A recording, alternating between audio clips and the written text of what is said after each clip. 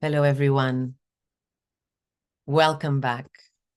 The theme of this video comes from a prompt I received this morning from a client and friend who often brings me questions around stages of woman development. And in the last months, we've been ever so often tapping into the menopause. She and her group of friends are all more or less the same age. Some of them have gone through perimenopause, and others are not yet there, are concerned, and are feeling the questions and the doubts and a little bit the lack of resources in making the best decisions to go through this phase, which is so full of mystery as it is for some of us, full and packed with fears. There's also, for some of us, too much information. When I say too much information, I actually don't mean that any amount of information is bad and noxious. It's sometimes the lack of capacity to discern which information is actually useful and applicable to my own situation. So in this particular video, and the question that prompted me to record it is, what about libido during menopause? Because the question came from a perception that during menopause, i.e., during the process of transition from reproductive age into the lack of menses, of menstruation, women lose their libido, their sexual attractiveness, their sexual availability to their partners. They become disinterested in sexual encounters. There's so much we can talk about this. And I'm, first of all, in the beginning of the video, I'm going to give you some information summarizing of what happens during this process of transition. What are the approach that we can take, and whether the lack of libido or not is something that is true, and also what can we do about it. So first of all, and I'm going to be using a little summary so that I don't repeat myself and also I don't miss a lot of the points that are really important to just keep in mind. So menopause, it's the phase after we haven't menstruated for over a year. Until then, we call that period of transition between being reproductive and stop having menstruations perimenopause. Now, perimenopause can take less than a year up to 10 years. And it's about us to really be aware that it doesn't have to be a struggle. Like any transition, depending on how prepared we are for that transition, the more at ease we will be with the change of circumstances and the change of physiology that occurs through that period into the new being, a woman in her full expression, despite not being reproductive anymore. Is this possible? Right? Just taking some inspiration from a few discussions that I have recently. And again, you can contact me for references, but for the sake of direct information, there are some species in the mammalian order which have menopause. Those means that the females live much longer past the age of reproduction than other species. And there is a study, an inquiry around the advantage of keeping these members of community part of nature alive and kicking. And what are the benefits of not only having them healthy and active members of the community, but also how can we support so that they are healthy and doing what they are supposed to be doing. And there is an interesting perspective that says that we women, after the stage of being reproductive and essentially potentially having to dedicate our attention to raising other members of community into adulthood, we are also containers of wisdom, of knowledge, of experience that no other member of community, like mothers or young females, are able or available to provide. So if we think about that, we actually expose ourselves to a different inquiry. Okay, so how can I step into this new phase of my life and be able to share my experience, my wisdom, my insights, my questions, my reflections? Would I have done things differently? And how can this be of benefit to the other members of the community, female or male? So leaving that for you so that you can also start this inquiry. Am I becoming something less? Am I becoming something more? Am I actually having an opportunity to become someone different with a different role? Now, one asks, yes, but if I'm not reproductive, and if libido is one way of being sexually attracted to males, which then has me reproducing, then it makes sense that I would lose my libido because I will not be anymore reproducing. Now, the thing that belief or that connection comes from a belief that we only are sexual active for the sake of reproduction. And this is something that I bring very often to my discussions, is that we could not be further from the truth. It is true that sexual libido is associated with sexual availability, which then has us exposed to situations where we can get pregnant. However, that is really not a direct association with being fertile or even having children. How many women around the world are becoming pregnant when their libido is low? Of course, physiologically, it's highly enhanced from being sexual, from having a libido. Physiologically, we work different. To be incredibly attracted to our male partner also increases our propensity to get pregnant. So it's a lot, and there's a lot of associations.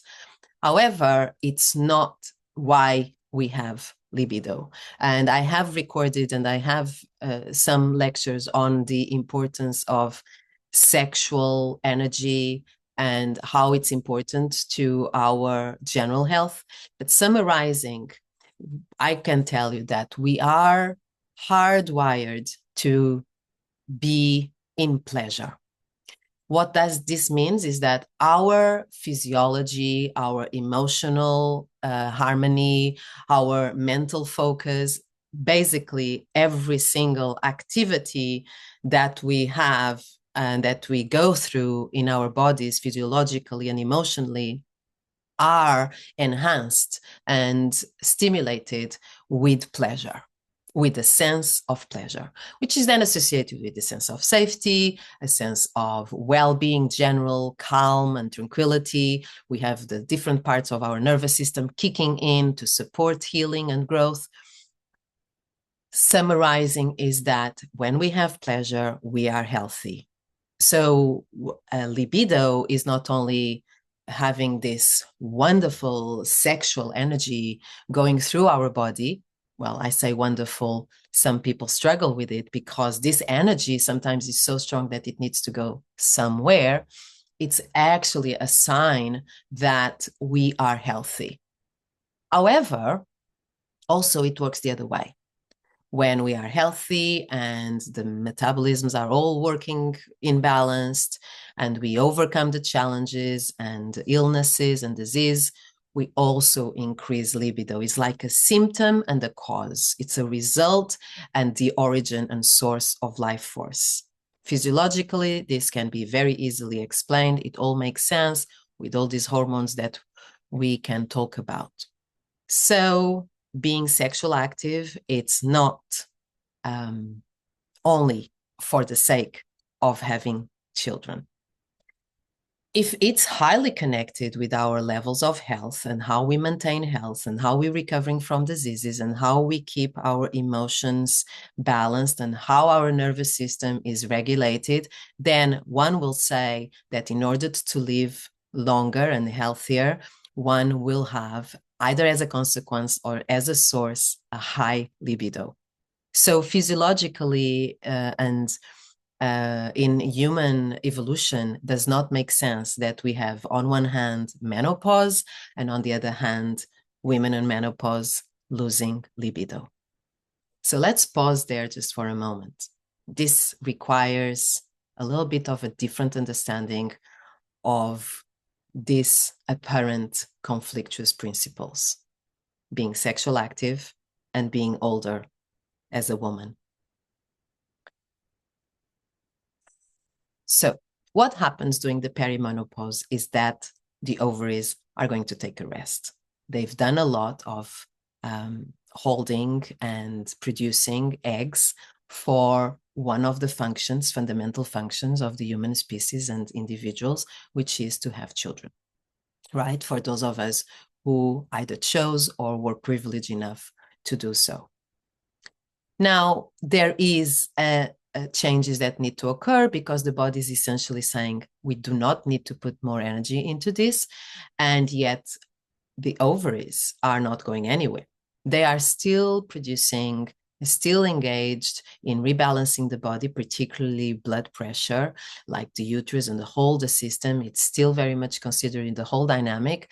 And there's some contribution to the levels of hormones, which we often forget. We don't need much concentration of hormones in the body for them to be efficient.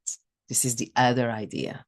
And again, I remind you, for those of you who are not very familiar with my work, one of the things that it's important to keep in mind is that specific female health is one of the areas in medicine that has least been researched. So we have to keep all of these beliefs and theories around female health with a little bit of pinch of salt, because very often we are taking those references from research made and done on males. Okay, but let's talk about what we know. During that transition, there is a decline in hormones. Estrogen is a very important hormone that is present in many metabolisms, not just in reproduction. It's very important in stress management and growth. And testosterone levels, they also tend to decrease, which means that, that force, that energy, that capacity to put things in action normally associated with testosterone, so accelerating heartbeats and all of that also can decrease, which would mean that it maybe the libido is going to be affected. And then progesterone, which is very much about energy levels in women, compensating for estrogen, very much about regulating circulation, emotions. And I mean, it's just these hormones, like everything, they work as messengers to each other. So they have very often and huge multi-diverse impact areas in the body. So yes, so physiologically, yeah, there is an understanding that, okay, we can see why the chemicals are not there anymore. And that's why very often the menopause or the transition into menopause discomfort, symptoms of discomfort from this transition are often dealt by rebalancing those hormone levels in the body. That's one of the approaches of conventional medicine, and it has a result of essentially compensating for the levels of hormones that are no longer being produced simply because the body doesn't need, but we'll get there. Then psychologically, we have things also happening. And now this is when things start becoming really subjective, because there is a less availability of energy. Let's just take that example. My hormones are decreasing and I have less energy, but I'm still in the same job. I still have the same responsibilities as a family member. I still have the same lack of support to help me go through the different changes. So it's just completely unsurprising that most women during this transition are stressed and anxious. And just stress and anxious, let's keep in mind that on a normal basis, even in the very young women, can affect how we are available for sex, right? So there you go with the subjective factor that it's not directly linked with the transition in physiology in the body, but rather a consequence of the environment now placing some different pressure on this body that is going through the changes. Also, we are less likely to be supported with adrenaline and all of this that keeps us going even when it's not healthy. So it's almost like the body's taking a step back and say, "Hey, I'm looking at my priorities right now, my energetic priorities. Where do I place them?" And yet the demands of the outside world are still the same. Then we have very often, as part of this anxiety and changes in hormones, there is a shift in metabolism. Before we would eat something that will accumulate in some parts of our body. And then if we had a body that was responding very well to physical activity, then maybe we would fix it, feel energetic, feel fit, feel smooth in our muscles very quickly. It is true that after some time, our need to be accumulating collagen and metabolizing collagen, it changes. It's just a different priority. We don't need to be growing tissue that often. In fact, it's a save of energy as well. So, am I getting more wrinkles? Am I getting more loose muscles and tissues? Yes, it's very likely that that happens, particularly if we're going through stress. And particularly, what other factors can affect this?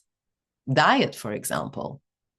We have hormones change, we have stress, we have anxiety. Often, can we just be honest about this? We may change the way we eat. We may change even the choices we make for things that are healthier for us. And again, it's very different to be stressed at the age of 20 when we go like, okay, I can't do this today. But at the age of 40, when we have either children or people we take care of, and it seems that's like the schedule on the calendar, it's so much busier.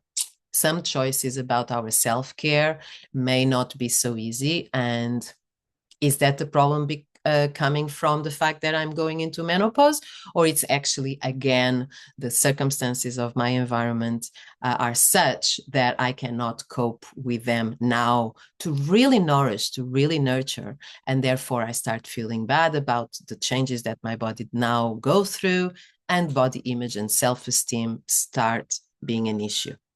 Now, can we also think when we were younger how the way we thought about our body influenced the way we opened up to our partners when having sex, and self-esteem and confidence when we had those intimate moments? So is this specific about the transition, or is this something that has always been there? And then, of course, again, the symptoms, the dysregulation of hormones, the fact that we don't have so much time for rest as we need it because we just keep with the same lifestyle, then also sleep disturbance, it aggravates the problem. So these are the main things that also are normally associated with perimenopause, and it's like a cascade. They have an effect on how we feel during that perimenopause and directly how available we are for sex, both mentally as physiologically. So going a little bit into physiology, again, as part of the body not being able to be supported both physiologically and emotionally, which in the brain are all connected because the hormones that regulate one level, one system, regulate the other. It's the discomfort, the physical discomfort that normally is associated again with perimenopause, which is vaginal dryness, and there is a decreased blood flow to the area of the clitoris, the vagina, the genitals in general, also the breasts, other areas of our body where we normally would feel erogenous. Some women note that sensitivity has decreased, and therefore capacity to be orgasmic, capacity to attain climax also may be new, not lower, maybe just a different capacity. We'll get there. Okay, so again, let's take a breath with all this information about, am I looking for things that are directly associated to the fact that I'm going to go into a phase of my life where I'm not reproducing anymore, and it's something I need to accept, and essentially physiologically and emotionally I'm going to be different, and I'm going to struggle. So can I do something to deal with that struggle, deal with those symptoms, unavoidable symptoms, and just get out of it as soon as possible? Maybe I'll take some hormonal replacement therapy, which is normally what is prescribed, and delay the process, because that's what happens. It delays the process. And your good gynecologist will be able to tell you that you can take this therapy, replacement therapy, for a limited amount of time, length of time, and then you have to actually get on with it. So sometimes it comes as an advantage because, okay, I cannot change my lifestyle right now. Now there's consequences, and I really encourage you to take them seriously. The side effects, the potential, how these things then need to be reconciled with other medication you may be taking. And yes, also the fact is that there is, with every single conventional medicine drug, there is an added requirement for metabolic response, which normally it's what results in side effects, which means that the body is spending energy to then deal with the side effects. Some women say it's changed their life. Some women are very aware that it has impacted their life negatively, namely creating other symptoms that they didn't have before they went into perimenopause. So, as a naturopath and as a women's coach who really has spent so many years researching and going through my own understanding of my health and the health of women, I always prioritize a natural approach. First, from understanding physiology, what is happening. Second, to understand what I'm here to talk to you about, which is the environmental factors that are creating your challenges during perimenopause. I've already spoken about them: the lack of sleep, the lack of resources, the emotional relationship with our bodies, the availability for the other, the impact that in general we are going through simply because outside the environment hasn't changed, and I'm being asked to do exactly the same tasks when there is a start of a change of priority, both in my body, with I'm not reproducing anymore, but also mentally. I may not be in the need of being in the drive seat, in the controlling seat, in the caring seat, like I have been in the last 20 years of my life. And this is what really one has to start inquiring. Am I going, and I repeat, am I missing something, and I'm stopping to be that vibrant woman I was during my mothering years? Am I becoming just something a little bit less, or am I actually becoming an expanded version of myself, or even altogether something different? And this is the inquiry that I really encourage you to follow, to learn from women who have not suffered through perimenopause cultures, traditional cultures. And I have a different video, a webinar, a seminar that I presented, and I made a video available on YouTube. And I really recommend you to go there because I go a little bit deeper into this. So my immediate response to my friend, going back to her inquiry, was, come on, it can be the most exciting time of your life. So let's just imagine for a moment that you are going through a transition and your body is now having different needs, and you have a different quality of energy in your body. what would happen? What would happen if you start taking time for yourself? I mean, because it's pretty natural to think, well, if I'm not taking care of others, does that mean that I'm now becoming a little bit more self-centered, and maybe it's finally the time for me to connect with nature? And without going into very much of a spiritual or even hippie kind of approach, that's my answer. Yes, this is another calling. And you often will see women at this stage of their lives, you maybe include, can reflect, can see your mirror in this moment, is that I think we take less bullshit. I mean, it's so prevalent in social media, all these actors and famous women suddenly coming up, oh yes, it was so good to age, wasn't it? I am so much more a badass woman. I wish I was more badass. I wish I knew what I know today.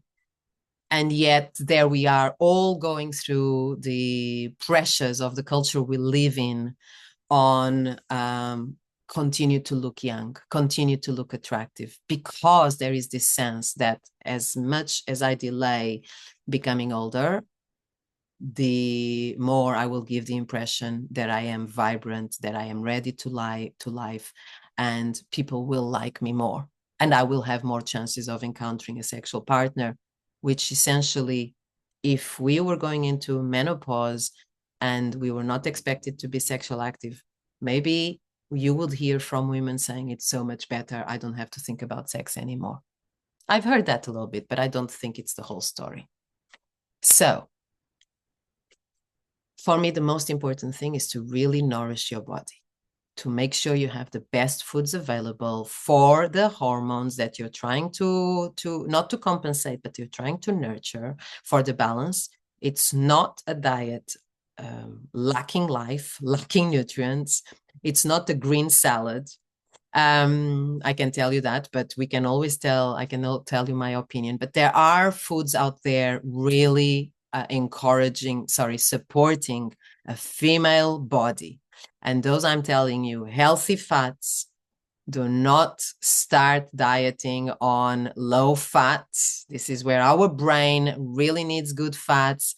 Many women complain about not having enough focus, not being able to concentrate, with the sweats and everything, all these things that I've spoken about in the other video. You need to have a diet that supports your ovaries, supports your reproductive organs still. You need to have a diet that supports your brain and a diet that supports your glands, the adrenal glands in particular, the one who deals with stress. And I can tell you, it's not raw juicing.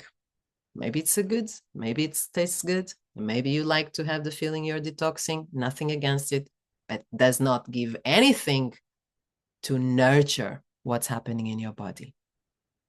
And you may start experimenting with yourself. If I have vaginal dryness, do I notice a difference when I have proper fats, when I increase the fats and I reduce sugar and I increase those beautiful foods that nurture my sexual fluids? Okay. And then all the normal things like drink plenty of water and other lifestyle recommendations. Move. You need to move. You need to be expanded, getting enough fresh air. And you need to start having a bit of ownership of the moments for yourself. If you need more time to focus, because your brain might now start developing this capacity to see the big picture rather than the details.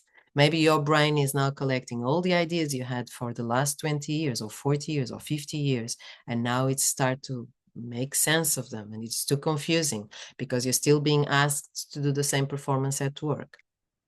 Start having this possibility, this attitude that you are developing capacities, okay? And then, very important, and I leave it to the end because it's perhaps the most important factor that you may find difficult to tackle.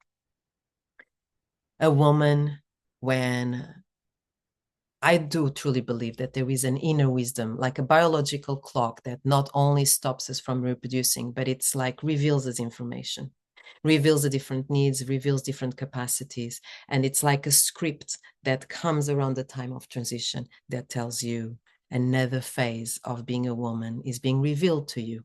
And you are going to have different needs. And the stuff that you've been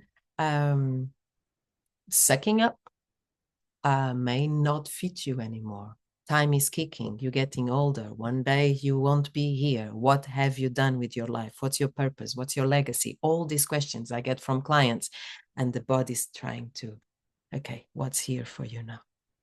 I can tell you that there's not so much space as it used to be for essentially bullshit, right? So very often at my clients and women say, I just have a different understanding of my body and I don't know what it is, but I don't want to have sex in the same way as I've been having.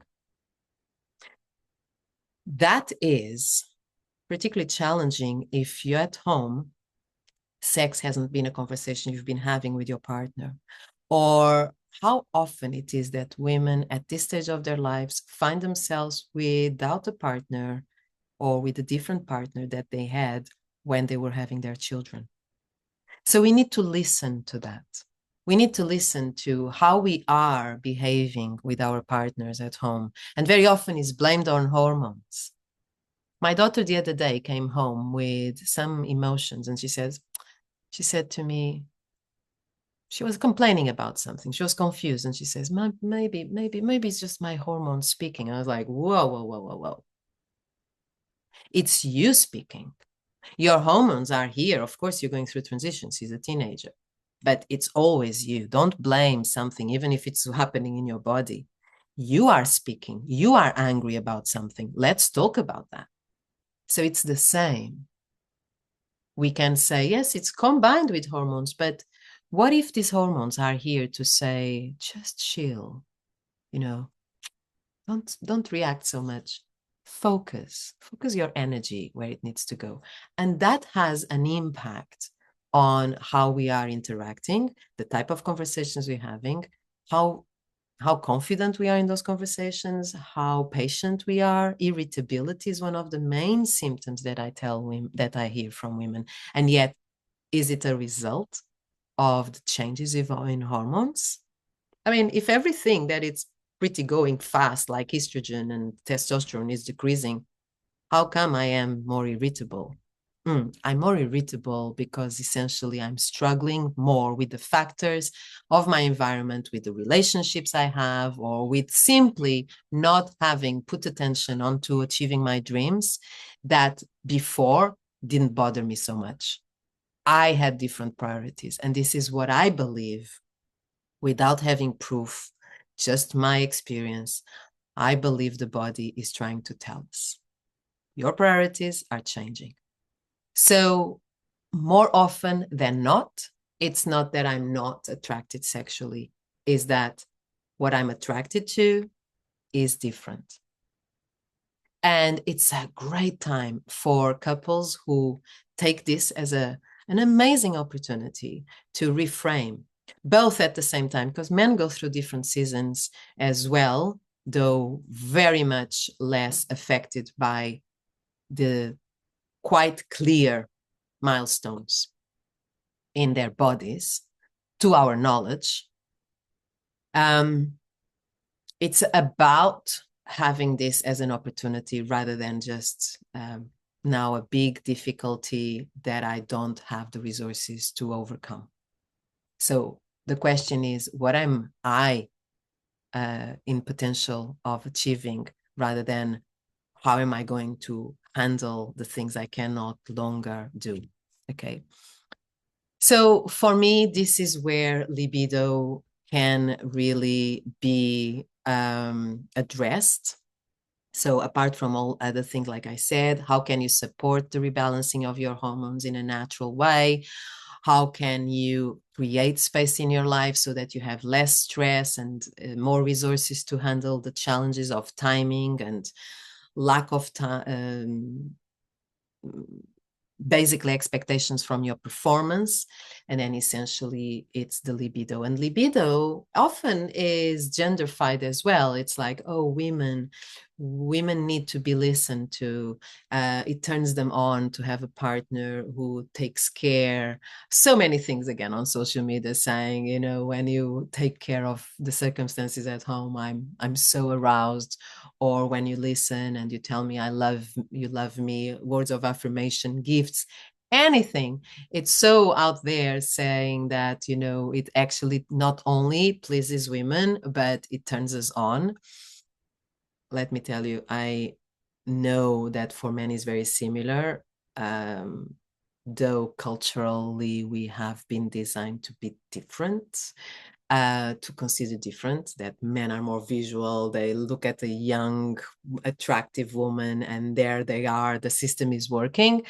When a woman is in her power and feeling healthy, I can tell you the same effect of a young, fit, healthy man can have on her as well. So that's another conversation for what turns us on and why, right? Culture or biologically. For me, not having libido, not being sexually available during during